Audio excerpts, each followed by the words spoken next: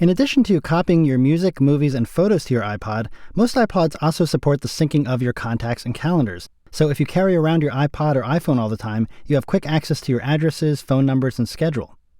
In this movie, we'll look at how this works on Windows machines. If you're on a Mac, check out the previous movie for info on how to sync contacts and calendars with your iPod. Here in iTunes, I have my iPod Nano selected, and I'm going to go to the Contacts tab. So when you're working on a PC, you can choose to sync your contact information from Microsoft Outlook 2003 or later, or Outlook Express, if you have either of those programs installed. If not, here on Windows Vista or on Windows 7, you have your Windows contacts, which you can find by going to Start, your User folder, and in here you'll find Contacts, and from here you can manage your contacts, create new contacts, and so on. But I do have a copy of Outlook on my computer, so I'm going to use that. So I'm going to come into Contacts, choose Sync Contacts From, and I have Microsoft Outlook selected because I have it installed. That pops open Microsoft Outlook. But notice we can choose Windows Contacts as well. So I can choose here whether I want to sync all my contacts or just selected groups. If I choose Groups, I can choose which groups I want to include on my iPod.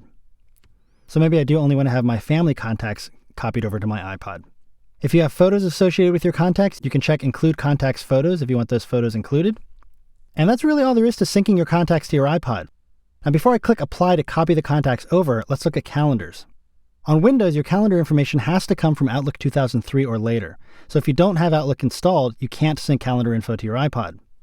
So as with contacts, I can choose to sync calendars from Microsoft Outlook, and I can choose to sync all calendars or just selected calendars. So maybe I only want my workout and home calendars on my iPod. And that's all there is for calendars. Once I'm done making my changes in here, I can click Apply. And my contact and calendar info is sent over to my iPod. Now I can eject my iPod. And here on my iPod, under Extras, is where I'll find my contacts,